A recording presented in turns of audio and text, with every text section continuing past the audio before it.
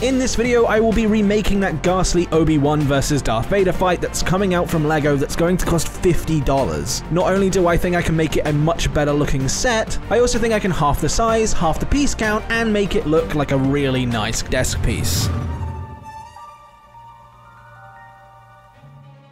Now the reason I want to do this is because that set that's come out that's $50 just doesn't cut it for me.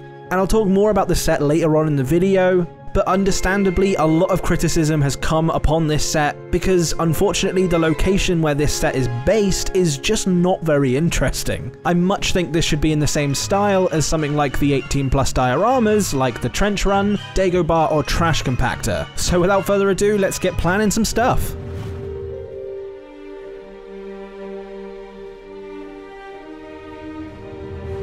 When coming up with the idea of this set, I thought to myself I should make it very similar to the Death Star expansion that I did a few weeks ago. Considering I only really want 2 figures to be a part of this, it's a perfect scale for that kind of size. Having the borders be 10 by 16 is just enough space to show off 2 minifigures really nicely. Obviously if we had copied the set and given it 4 minifigures, then I would have made a much bigger base. But considering I think I'm going for a more stylistic gift with purchase / $15.99 kind of set, I think this scale works much better considering the piece count is going to be absolutely tiny. As well as there's not much going on in the scene. I've heard a lot of people complain about the location of this fight anyway. Considering there's not much going on, it's not like Mustafar where there's a lot going on in the background. It just seems to be like a rocky, dirty wasteland. And this might be one of the reasons why the set has got so much backlash. But this is my set, and I think I've done a very good job capturing the location without losing the focus on the 2 figures. Although it's a small set, I think it's got elegance, and is going to make a really nice desk piece.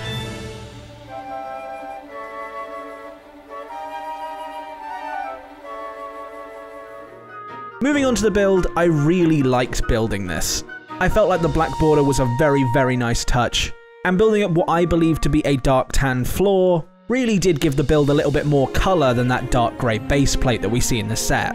Speaking of the set, I want to talk a little bit about it, and I appreciate LEGO putting in things like the play features where you can spin Darth Vader and Obi-Wan around, or you can tip lava all over the build, or pull out the translucent section, but I just don't think that works. Especially because thinking about it, this is a very dark scene and LEGO have decided to make a play set out of it. It just feels wrong to me, and it should have been an 18+ style diorama.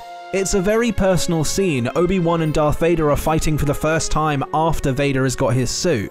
This set is kind of ruined by giving us 4 minifigures, and although I love the droid that comes in that $50 set, I don't think it was needed in this particular kind of a set. I would have much rather this set be split into 2 mini sets, where we got the Jedi hideout and then the Obi-Wan vs Darth Vader fight. And that's okay. I intended to remake this set into an 18+ style diorama, and make it one of the cheaper ones without losing the detail, and I think I've done it. Although it might seem a little bit bare bones, like I say, the significant details here is going to be Darth Vader and Obi-Wan and all of the fire around him. And having a little desk piece that makes that scene pop, I think people are really gonna like.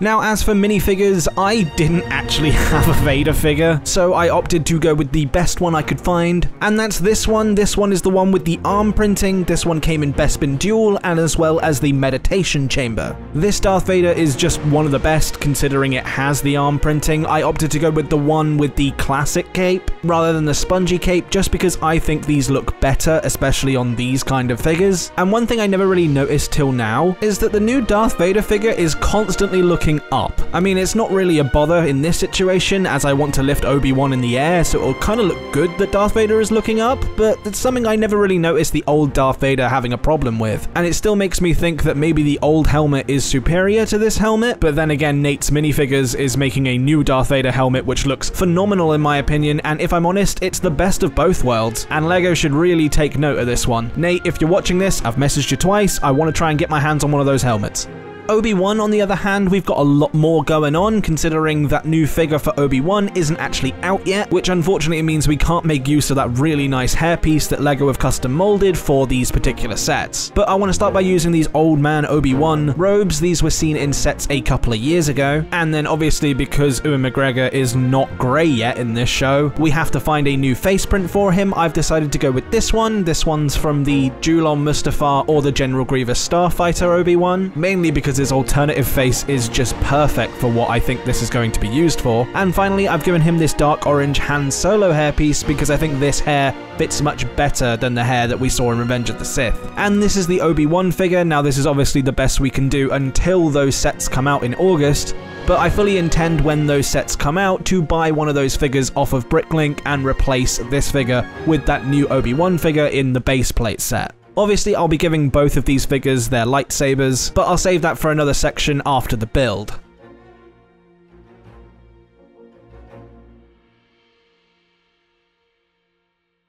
Now, as this location and fight is set mostly in the dark, I thought this set would be really cool to go the extra mile and light it up. Now, thankfully guys, this video is sponsored by Light My Bricks, and they're providing me some lights for projects like this coming up very soon, and this is what I was talking about in the plan when I said I had more to do. This is also the reason that I didn't give Obi-Wan and Darth Vader their own lightsabers, because I'll have to deal with wiring. Now obviously the scene is full of fire as well, so I thought I'd use some flicker effects boards from my favourite company for lighting, Light My Bricks. Now Light My Bricks have been a sponsor of the channel for a very long time, and today they're giving us some LEDs to help out sell this scene. Like I said before, we're going to be using one of their flicker effects boards for the fire. This is just used for like engine detail and fire or flame detail, as well as some of these light up LEGO lightsabers. And if you ask me, these lightsabers just look great, and that's why I like Light My Bricks over other companies that provide lights for LEGO. Light My Bricks have an abundant amount of LED effects boards that bring your sets a little bit more to life than your standard lighting company would normally do. You can check out all of their components for lighting kits in case you wanted to custom build your own thing by pressing the first link in the description below, or if you want to see them showing off some lighting kits that are already installed into the models, you can check out their YouTube channel, which I'll also put in the link in the description. But without further ado, that's all the lighting kits installed. Let's check out this model.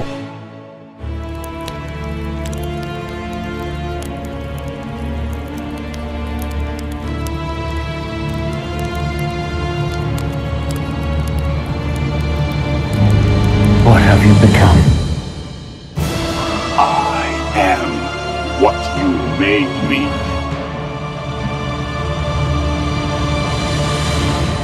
And here we are. I think this model turned out great. And even though it's a lot smaller than that original set, I think it works better. It's a lot more contained, and the lighting effects just really sell this one to me.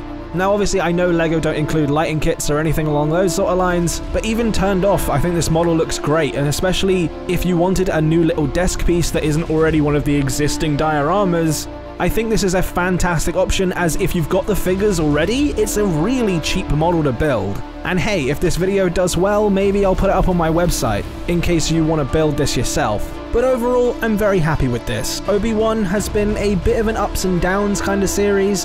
Overall, I'm very happy with it so far, but with the final episode literally coming out in a few days, I think there's a lot that LEGO could have done with this series that they're just not doing, unfortunately. But I must say, that Inquisitor's ship is going to be a day one purchase for me, and expect a review of it, because I love the look of that ship.